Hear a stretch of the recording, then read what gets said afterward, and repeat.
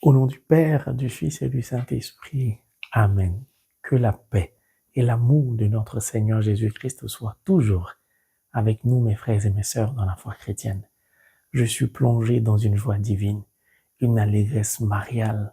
De ce fait, je voudrais témoigner de ma gratitude infinie à l'égard de l'être suprême au monde, Dieu le Père, Dieu le Fils, Dieu le Saint-Esprit, pour son amour, sa miséricorde, sa compassion, ses bontés, déployées au travers de cette chaîne la parole de Dieu, source de bénédiction.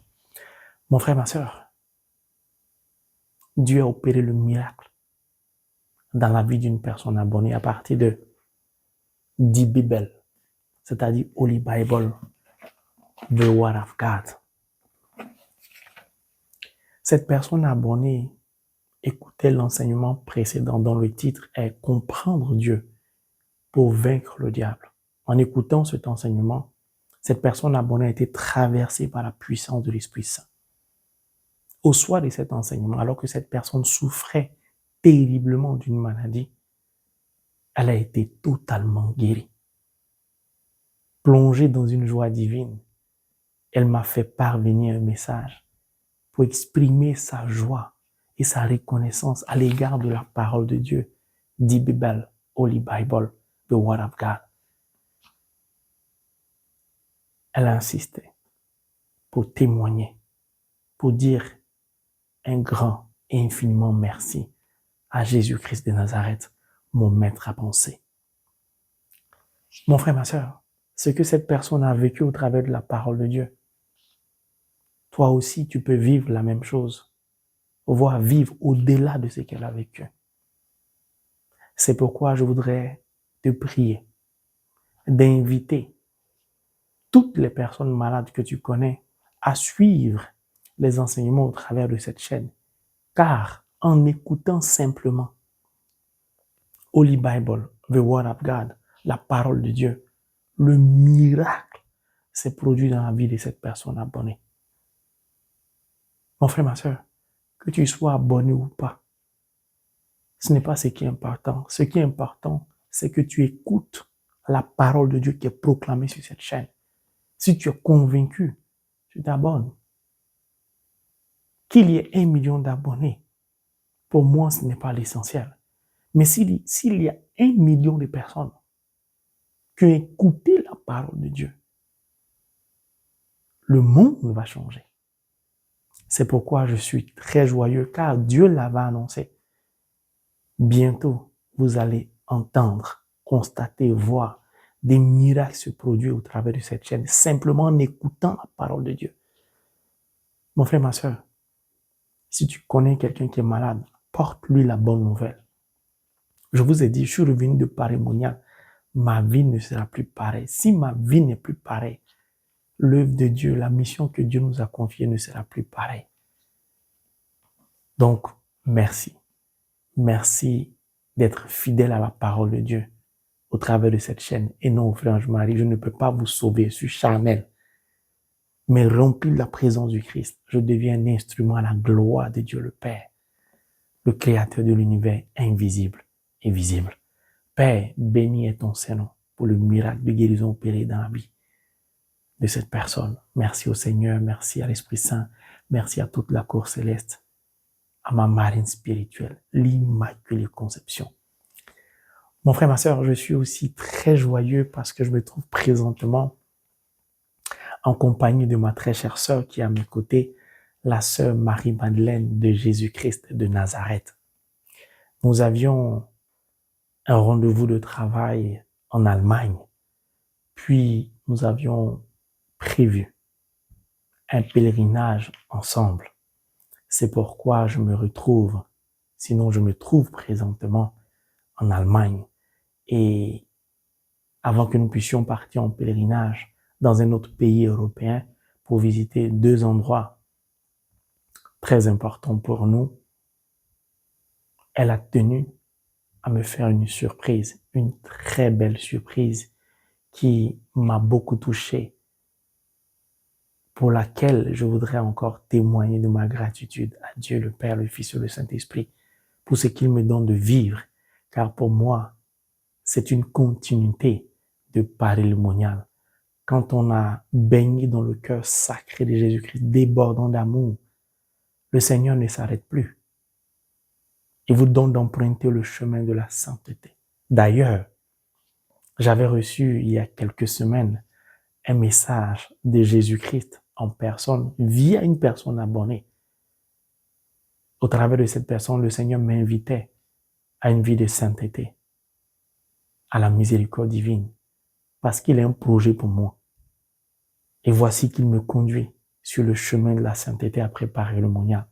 Mon frère, ma sœur, tu as bien fait d'être abonné à cette chaîne. Tu vas vivre des choses extraordinaires, surnaturellement, mystiquement profondes.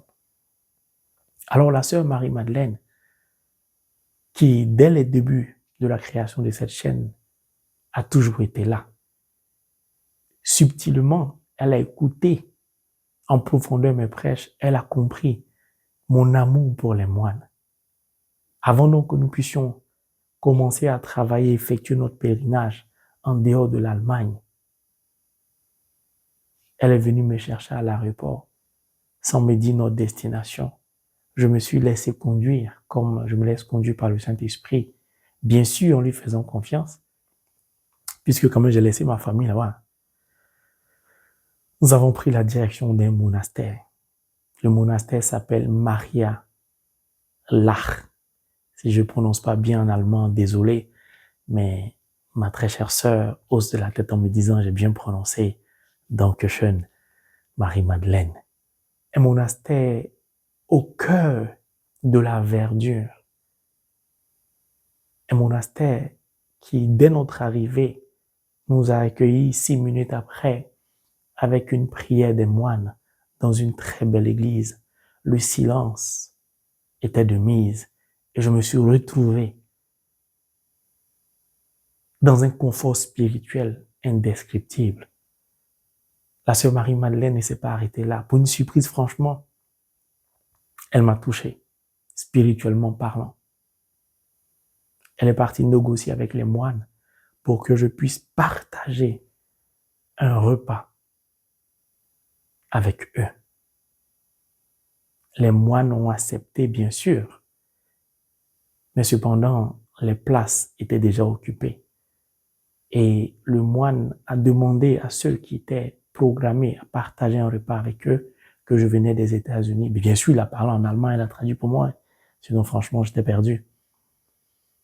Et en expliquant ma soif et mon amour pour les moines, 2 ou 3 personnes dans le groupe ont levé les mains et ont accepté, ont décidé de me céder leur place.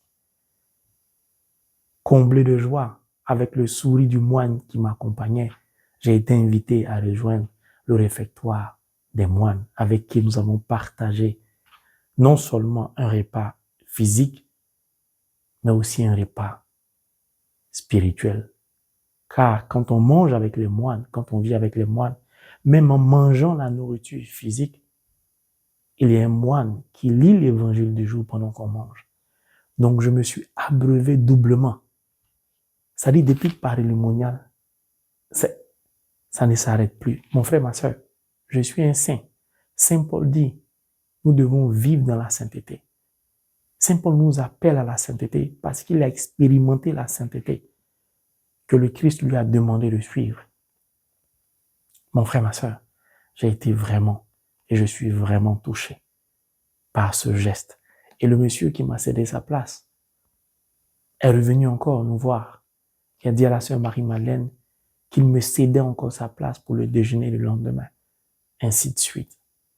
Cela confirme et atteste que le Seigneur Jésus-Christ nous attendait dans ce monastère pour une surprise. C'est une très belle surprise. Mon frère, ma soeur, si ce n'est pas dit Bible, dans ma vie passée, tu veux me faire une surprise, tu vas me conduire dans un monastère, je vais te demander, je t'ai fait quoi? Adam, je t'ai déjà insulté dans ta vie, tu veux me maudire pourquoi? Je vais venir m'asseoir ici dans un coin où personne ne parle dans la forêt. Pourquoi tu fais ça? Je vais quitter les États-Unis pour venir en Allemagne. Pour venir, tu vas me conduire. On allait faire palabre. Mais aujourd'hui, c'est l'un des plus beaux cadeaux reçus depuis que je sers le Seigneur. C'est pourquoi je demande au Seigneur notre Dieu de bénir en profondeur, du nord au sud, de l'est à l'ouest, ma sœur Marie-Madeleine de Jésus-Christ pour cette très belle surprise. Seigneur du haut des cieux, souviens-toi de ma sœur et donne-lui de voir ses intentions être exaucées in the name of Jesus Christ. Mon frère, ma sœur, la parole de Dieu, ce n'est pas un jeu. Cette personne qui a témoigné en me faisant parvenir un message pendant qu'elle écrivait son témoignage. Bonjour Franche Marie, merci pour l'enseignement. Comprendre Dieu pour vaincre le diable. Cet enseignement m'a donné de vivre mon premier miracle. Je voudrais te dire merci et en témoigner. En ce moment précis, elle a perdu le contrôle de ce qu'elle écrivait. Parce que le Saint-Esprit s'est encore saisi d'elle en disant, je vais compléter ton témoignage. Ce que je vous dis est une réalité spirituelle qui a été vécue réellement par cette personne qui est abonnée, avec qui j'ai échangé. Et le Saint-Esprit a complété en disant, écoutez-moi très bien, je vous en supplie. C'est pourquoi je tiens la Bible en allemand, parce que la chambre dans laquelle j'ai été logé, on y reviendra, il y a une Bible en allemand sur la table. Les monastères, c'est comme ça. Donc le Saint-Esprit complète sa lettre en disant, le monde entier devrait écouter cet enseignement. Mon frère, ma soeur, je ne sais pas si tu réalises. Et le Saint-Esprit va continuer. Le monde entier ne connaît pas cet enseignement. Cet enseignement est un réveil spirituel de la foi. Car la foi est en train de se perdre. On perd la foi lorsqu'on n'a pas Dieu, lorsqu'on n'a pas Jésus, lorsqu'on n'a pas le Saint-Esprit. Mon frère, ma soeur, quand la personne abonnée m'a fait parvenir son message, cette lettre écrite vocalement qu'elle m'a lue, j'ai marqué une pause. Je me suis dit d'abord, qui suis-je moi? Pour que toute la cour céleste, c'est-à-dire Dieu le Père, mon maître à penser, l'Emmanuel, Dieu est avec nous, Jésus-Christ, le Saint-Esprit, y compris les anges, ma marine spirituelle, se disposent pour écouter moi, mon enseignement. Qui suis-je? Clairement, cet enseignement ne venait pas de moi, comme les autres enseignements. C'était le Saint-Esprit qui voulait véhiculer un message de la cour céleste au monde entier.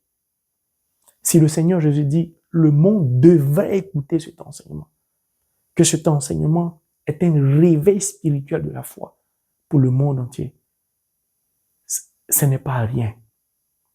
C'est vrai, par manque de temps, je voudrais m'en excuser, j'ai sauté un enseignement, celui du mercredi, mais aussi c'est parce que j'ai voulu vous laisser réécouter cet enseignement. Après un tel message, mon frère, ma soeur, vous n'êtes plus en paix parce que vous comprenez que le Seigneur vient de vous élever encore spirituellement au cœur de la mission qu'il vous a confiée. Et cela fait peser encore sur mes épaules un niveau de consécration encore plus élevé. Mais moi, je m'en réjouis parce que je n'attends que ça. Merci à cette personne abonnée qui, remplie d'humilité, a accepté de témoigner du miracle opéré dans sa vie.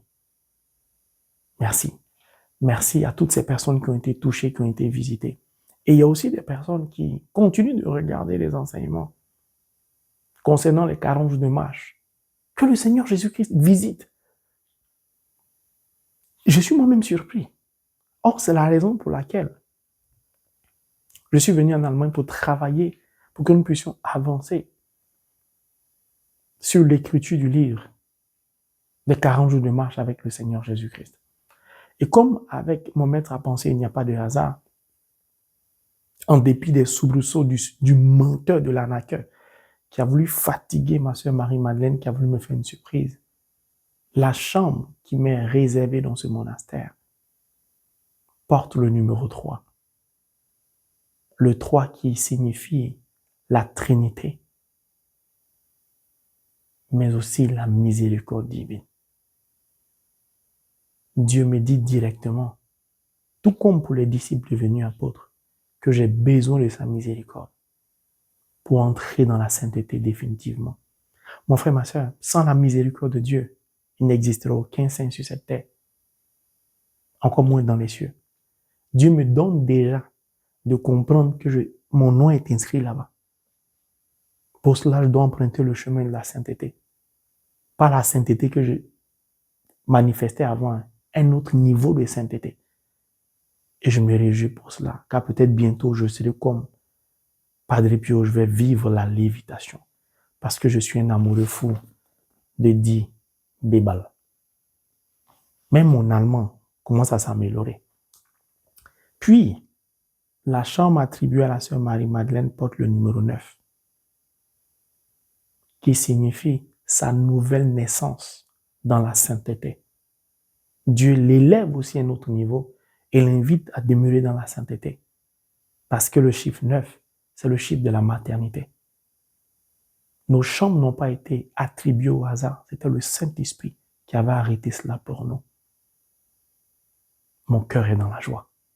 Mon frère, ma soeur, la vie spirituelle, comme je l'ai dit dans l'enseignement précédent, c'est un parcours. On n'y entre pas au hasard.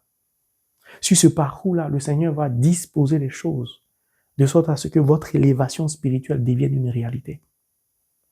C'est pourquoi permettez que je puisse témoigner encore de ma gratitude infinie à l'égard de l'être suprême au monde, Dieu le Père, qui a choisi pour moi une épouse qui, en dépit de sa fatigue, de ses occupations, a accepté de me laisser partir encore en pèlerinage avec la sœur Marie-Madeleine, alors que je viens à peine de rentrer de Paris-le-Monial. Merci mon épouse, et je prie que Dieu te bénisse infiniment au-delà de ce que tu peux imaginer.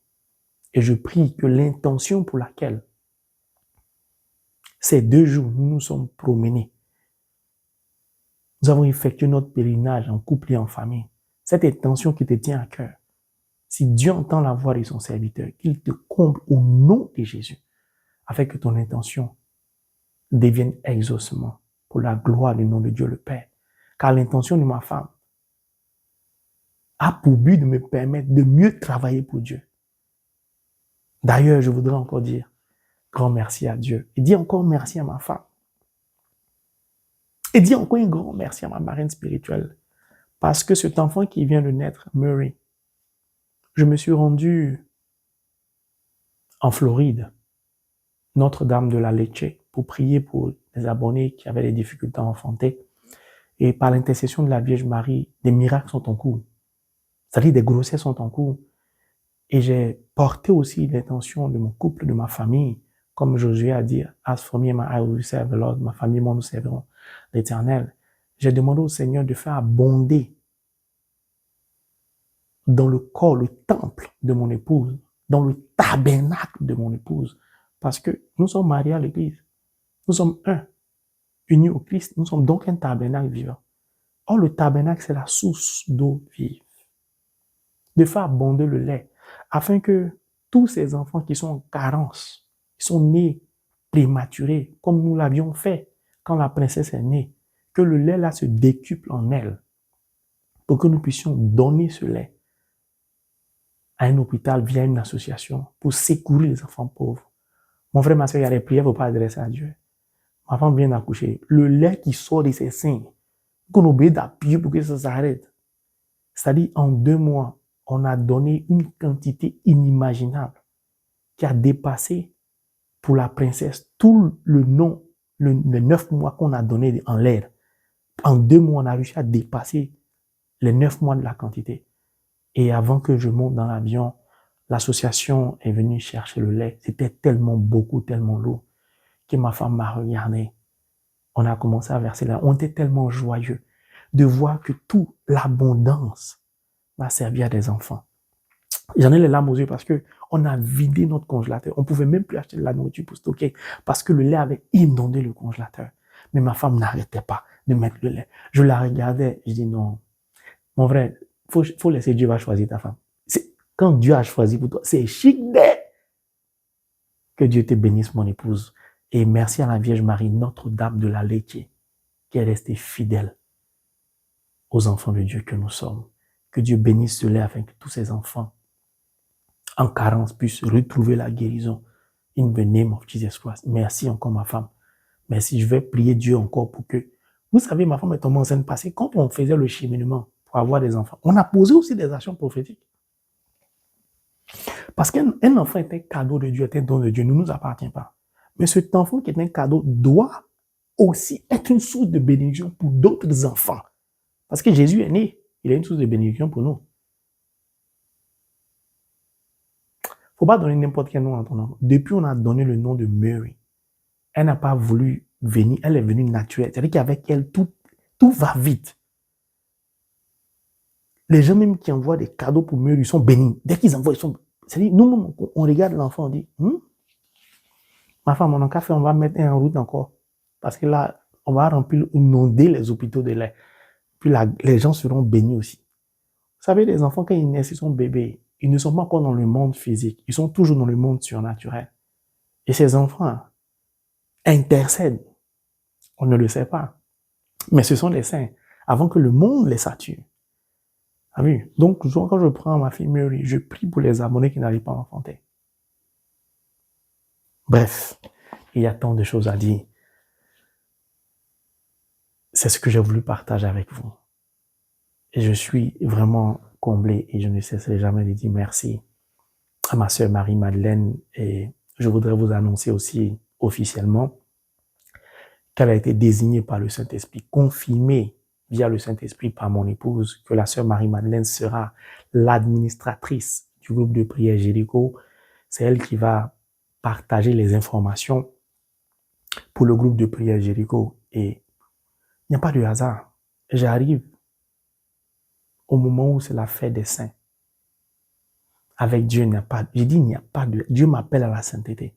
Il fait naître par le numéro 9, la sœur Marie-Madeleine. Franchement, il n'y a pas de hasard. Je suis plus que comblé. Alors, je ne peux pas terminer sans partager avec vous, puisque on parle du combat spirituel. Je voudrais parler d'un combat spirituel qui touche des personnes spirituelles, c'est-à-dire des personnes hautement ou profondément spirituelles. En l'occurrence, là où je me trouve, les moines. Au-delà des moines, ce combat-là touche tous les chrétiens assoiffés de Jésus-Christ, de la parole de Dieu, comme moi, comme vous. Ce combat spirituel s'appelle l'ascédie. L'ascédie est un terme théologique catholique qui signifie l'ennui, le dégoût de la prière, le découragement. Cette maladie, en guillemets, touche beaucoup les moines, les religieux, les religieuses, des personnes assoiffées. C'est-à-dire, matin tu pries, à midi tu pries, le soir tu pries, tu es enfermé, tu pries. La prière finit par te dégoûter, par ne plus rien te dire. C'est le diable qui fait ça. C'est l'usurpateur.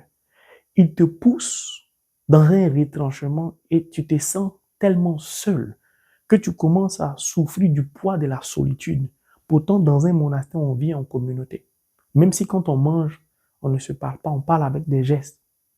J'aime ça quand le moine vient me voir du regard, sans ouvrir sa bouche, il me demande si j'ai fini mon repas, il va prendre mon assiette, et puis je réponds aussi à les yeux. On se comprend. C'est comme si je suis né pour vivre au milieu d'eux. C'est-à-dire, je dois habiter dans un monastère, ma femme, maison, on doit habiter dans un monastère. Puis, en parcourant le monastère, le Saint-Esprit me dit, c'est la continuité des parémoniales. C'est-à-dire, il y a la disposition des chambres. C'est exactement ce que j'avais vu dans mon esprit. Le descriptif, l'environnement, là où c'est situé au milieu de la verdure.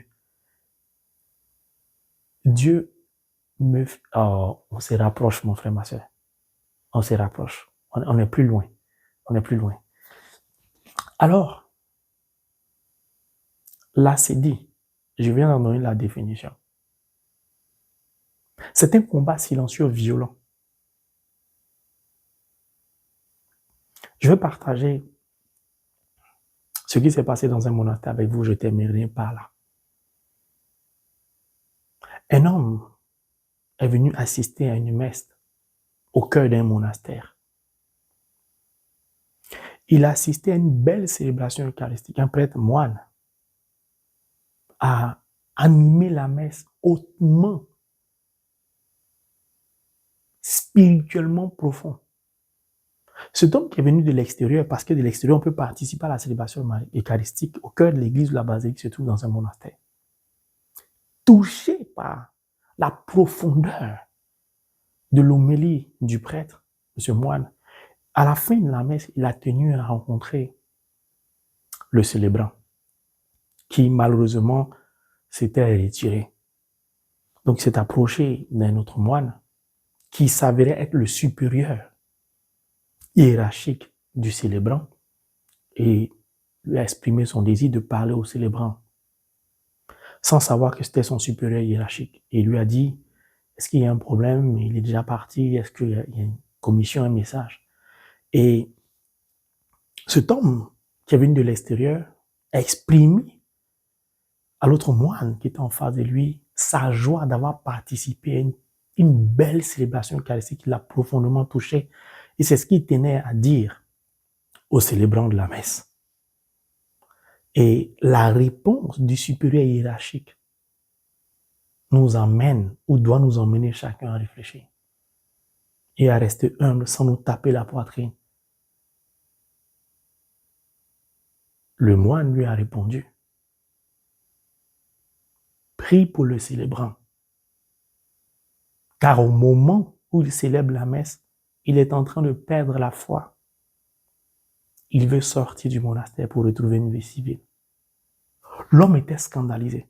Il y a un tel prêtre qui a fait une telle célébration. Et le moine lui a dit, il est dans un combat intérieur violent. Il est proche de la sortie. Prie pour lui pour qu'il ne perde pas la foi. J'ai été touché par ce qui s'est passé. C'est pourquoi j'ai voulu partager ça avec vous. Ça s'appelle l'acédie. Des chrétiens catholiques, par exemple, qui sont tellement partis à la messe pendant 5 ans, 10 ans, 20 ans, que la messe ne leur dit plus rien. Ils y vont parce qu'il faut y aller, communier parce qu'il faut communier. Il y a des gens qui se confessent tellement que la confession ne leur dit rien. Il y a des gens qui ont tellement prié le rosaire que le rosaire même ne leur dit plus rien. Parce qu'ils même endormis, même ils connaissent les paroles par cœur. Vous voyez, ce combat-là, il vient de l'autre, de l'usurpateur. Il nous donne le dégoût de tout ce qui est spirituel. Mais ce combat-là, on ne le voit pas. Ce combat touche tout le monde. Comme Covid a touché les riches, les pauvres. La sédie touche un grand nombre de moines particulièrement. Alors nous ne sommes pas à l'abri. Chaque jour, c'est un combat que nous devons mener. Mais moi-même, parfois la sédie semble vouloir me gagner. Mais gloire soit rendue à Dieu qui, par le sacrifice de Jésus, me fortifie toujours et la Vierge Marie me porte toujours. Je n'ai même pas le temps de penser à ça, que ma femme me menace déjà. C'est comme ça, tu m'as dragué, alors avançons. Et on avance. Et ça donne ce que ça donne aujourd'hui. Mon frère, ma sœur, nous devons prier aussi pour les moines, pour les prêtres, pour les religieux, les religieuses. Parfois, on les voit en soutane, en tenue, les franciscains, les bénédictins, on pense qu'ils ont une vie facile spirituellement parlant, alors qu'ils souffrent profondément. Pour certains, ils ont besoin de nos prières. On ne peut pas prier seulement pour les morts, qui sont aux âmes du purgatoire. On doit prier pour ceux-là. Car au travers de leur prêche, des âmes sont sauvées. C'est pourquoi ils sont la cible de l'usurpateur. Que Dieu nous donne rempli de son Esprit Saint, de pouvoir nous attacher à the Bible, Holy Bible, the Word of God, car la parole opère le miracle de la guérison et d'autres miracles. Et nous aussi, la parole va opérer par la puissance de l'Esprit Saint au nom de Jésus en nous, le miracle tant attendu, pour que nous aussi nous puissions témoigner à la gloire de Dieu le Père. In the name of Jesus Christ. Amen. Et je voudrais terminer. C'est pourquoi j'aime le Saint-Esprit. Quand tu veux finir, puis te dire, reste tranquille. Monastère, dans ce monastère, Maria, Lach. Le guide qui nous a fait visiter en nous expliquant un peu, nous a donné de comprendre que tout ce qui s'est construit a pu se faire grâce aux dons. Ministre, président de la République. Et quand il parlait, que la sœur Marie-Madeleine traduisait pour moi, le Seigneur me disait, c'est comme ça les gens vont donner. Et vous allez bâtir le ministère. Et la parole sera répondue. Et j'ai dit à la sœur Marie-Madeleine, j'ai dit, tu vois, nous les chrétiens, parfois, certains d'entre nous, nous sommes dans un combat quand il s'agit de l'offrande, de la dîme ou des dons. On ne voit pas derrière. Sans ces donateurs, j'aurais pas pu être là aujourd'hui. Donc, chaque don que vous nous faites parvenir, c'est une génération de, je sais pas comment on dit ça, de priants ou de prieurs. Vous permettez à un nombre important de personnes de se recueillir. Vous permettez à un certain nombre de personnes qui écoutent les enseignements via cette chaîne de guérir immédiatement. Mon frère, ma soeur, il y a beaucoup de choses à dire. Mais je préfère m'arrêter là et je vais, cette semaine, partager avec le groupe de prière Jéricho la démarche, la première démarche à suivre, suivie de la deuxième démarche à suivre. Puis, ce sera Marie-Madeleine qui va partager les annonces qui suivront jusqu'à ce que le Seigneur nous donne de voir bâtir le ministère. Et puis voilà, ce sera elle l'administratrice pour toujours, aussi longtemps qu'elle sera vivante. Que Dieu nous bénisse au nom de Jésus. La parole de Dieu un jour, la parole de Dieu toujours, la parole de Dieu à jamais. Je vous souhaite à tous et à toutes une bonne fête de Toussaint. Que Dieu vous donne l'an prochain, à la fête de Toussaint, d'être dans un monastère comme moi, pour que vous puissiez partager un repas avec les moines et voir en même temps l'image de Jésus qui partage le repas avec les disciples. Mon frère, ma sœur, le Seigneur me fait vivre maintenant sur la terre ce qu'il a réservé pour moi dans les cieux. Donc je mange avec les gens comme les Moïse, les Élie, tout ça. Voyez, non. Je vous aime, vous m'aimez, non. Aimons-nous pour que l'amour nous conduise au ciel. La sœur Marie-Madeleine vous souhaite bonne fête et je voudrais aussi dire merci à Dieu qui nous donne d'avancer dans le ministère.